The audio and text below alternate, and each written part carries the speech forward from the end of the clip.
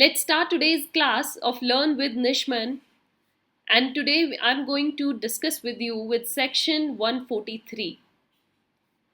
143 section is very important.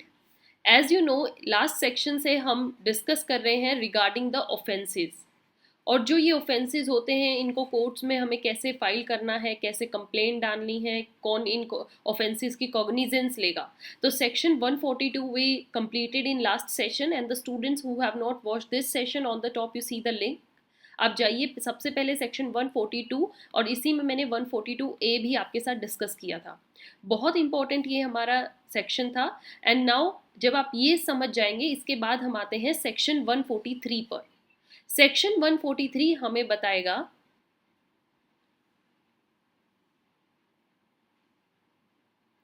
About the power of court to try the cases summarily. Okay, जो offences या जो cases court में आ रहे हैं और ये cases regarding what negotiable instruments act अगर हम कर रहे हैं डियर स्टूडेंट्स, तो ये ऑफेंसेस है regarding the dishonour. Okay, dishonour of cheques. तो अगर ये वाले ऑफेंसेस या ये वाले केसेस जब कोर्ट में आते हैं तो कोर्ट की क्या पावर होती है जब वो केसेस को समरली ट्राई करे. ओके, अगर केसेस को समरली ट्राई करना है तो what are those power given to our courts under this act. This is mentioned in section 143.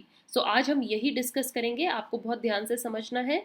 The very first sub section that is 143 का सब सेक्शन 1 हमें क्या बताता है. All the offences under this chapter, जो हम ये negotiable instruments act कर रहे हैं इसके अंदर जो भी ऑफेंसेस हैं, these shall be tried bye judicial magistrate of first class और मेट्रोपॉलिटन मैजिस्ट्रेट.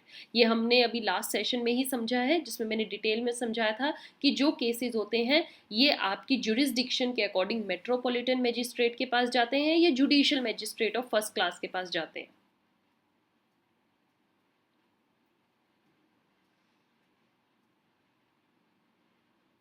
राइट. और जब इनकी ट्रायल की बात होती है, कैसे इनको हमें ट्रायल में लाना है, कैसे इन पर प्रोसेस स्टार्ट होगा, इस पर वो सारे प्रोविजंस अप्लाई होंगे किसके, BNSS.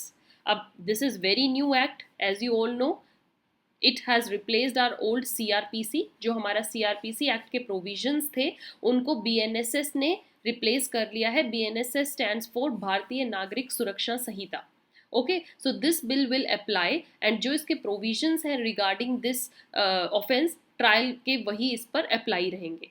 राइट. आगे क्या बोला गया डियर स्टूडेंट्स, प्रोवाइडेड दैट, ये प्रोविजन ध्यान से समझिएगा, that in case of any conviction in a summary trial,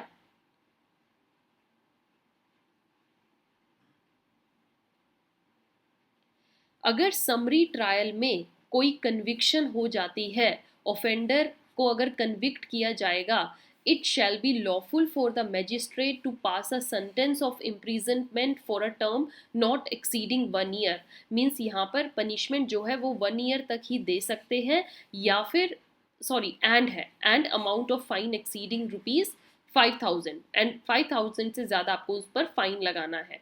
तो ये पनिशमेंट इस प्रोविजो या इस ऑफेंस के लिए दी जाती है. क्या दी जाती है, मेट्रोपॉलिटन मैजिस्ट्रेट ये और या फिर judicial magistrate of first class अगर इस ऑफेंस के अंदर ट्रायल के ड्यूरिंग किसी को कन्विक्ट करते हैं, अगर उन पर ऑफेंस प्रूव हो जाता है तो उनको इम्प्रिजनमेंट दी जाएगी 1 ईयर के एंड ₹5,000 ऑफ फाइन और मोर. इतना समझ में आया. इसका प्रोविजो है डियर स्टूडेंट्स. प्रोविजो क्या बात करता है, provided further when at the commencement of or in the course of a summary trial under this section,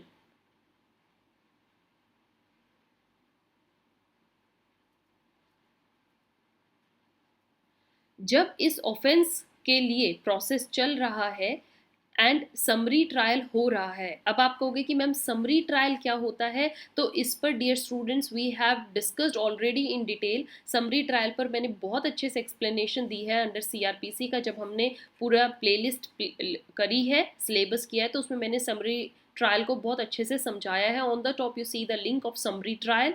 go and watch this first of all कि क्या होता है समरी ट्रायल, इसमें क्या क्या किया जाता है, इसमें पावर ऑफ कोर्ट्स क्या है और कोर्ट्स कैसे केसेस को ट्रायल पर लाती हैं. राइट. तो जब आप समरी ट्रायल करते हैं, it appears to the magistrate trial के ड्यूरिंग अगर मैजिस्ट्रेट को ये लगता है कि जो यहाँ पर ऑफेंस आया है वो इस तरीके का केस है या नेचर ऑफ द केस ऐसा है जिसमें अगर हम उनको 1 ईयर की पनिशमेंट देते हैं वो कम रहेगी, ओके कि that sentence of imprisonment for a term exceeding 1 year, 1 year की कम रहेगी और इसमें 1 ईयर की मुझे ज़्यादा चाहिए, मतलब मुझे इसको पनिशमेंट 1 ईयर से ज़्यादा देनी है, देन आपको क्या करना पड़ेगा उसको पास करने के लिए, this is that ki magistrate shall after hearing the parties record and order to the effect and thereafter recall any witness.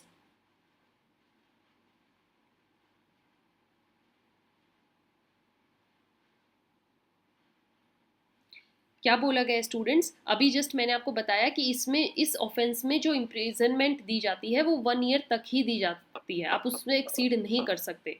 But summary trial में अगर मैजिस्ट्रेट को ऐसा लगता है कि उनको इम्प्रिजनमेंट 1 ईयर से ज़्यादा देनी है तो आप उस केस की सुनवाई के दौरान उसको समरीली जब आप ट्राई कर रहे हो तो आप पार्टीज को दोबारा से हियर करोगे, उनको रिकॉर्ड करोगे, देन आप विटनेसेस को भी रिकॉल कर सकते हो, एग्जामिन कर सकते हो दोबारा से। अगर आपको केस की हियरिंग चाहिए you can proceed to hear और rehear the case in the manner provided by said code. आप समरीली ट्रायल के ड्यूरिंग दोबारा से ये सारी प्रोसेस कर सकते हो if you feel that the imprisonment could be more than 1 year.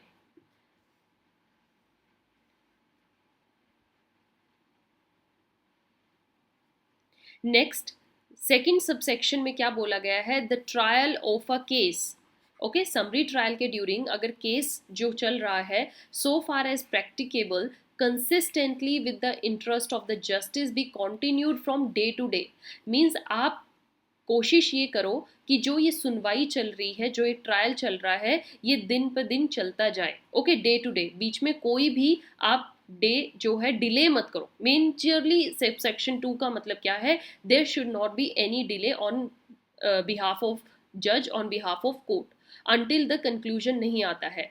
अगर कोर्ट फाइंड्स की एडजर्नमेंट ऑफ ट्रायल बहुत ज़रूरी है beyond the following day to be necessary, तभी आप एडजर्नमेंट दो। If there are no such requirements, no such necessary reasons, then adjournments को avoid करो एंड ट्रायल जो हो वो कंप्लीटली डे ऑन बेसिस पर चलता जाए, राइट। देन थर्ड सबसेक्शन में क्या बोला गया, that every trial under this section,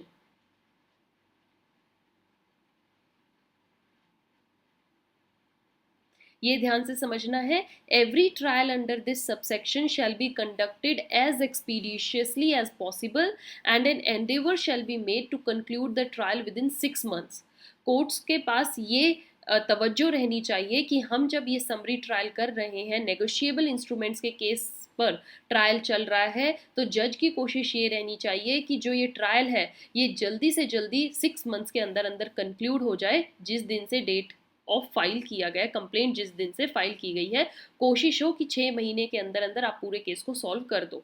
So section 143, dear students, that we completed in this session basically talks about the powers that are given to the court to try the case related to dishonor of checks summarily, कि court कब कब dishonour of checks का जो offence है उसको summarily trial पर ला सकती है, और इसमें पनिशमेंट ज़्यादातर क्या दी जाती है, 1 साल से कम की। बट अगर जज को लगता है कि 1 साल से ज़्यादा की देनी चाहिए तो वो दोबारा से सारे रीजंस रिकॉर्ड करें, विटनेसेस को कॉल करें, even they can start hearing और rehearing again of the case and try to do day to day hearing instead of adjourning the case. और अगर एडजर्नमेंट की ज़रूरत पड़ती है then only on the necessary reasons पर ही आप एडजर्नमेंट दो।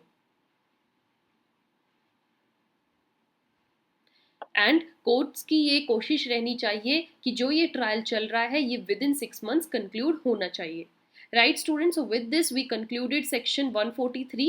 I hope you understood it. Next session I'll meet you with another important section. Till then keep watching, keep sharing. This is our mail address. If you have any suggestions, any queries, आप जाइए और इस पर अपना doubts, suggestions हमें लिखकर भेजिए. You can follow us on Telegram, Instagram. Both the addresses are given to you. अगर आपको नोट्स की ज़रूरत है या कोई भी क्वेरी है, आप हमें पर्सनली कॉन्टैक्ट करना चाहते हैं तो this is our contact number. Go and WhatsApp us, message us, give us a call. Thank you.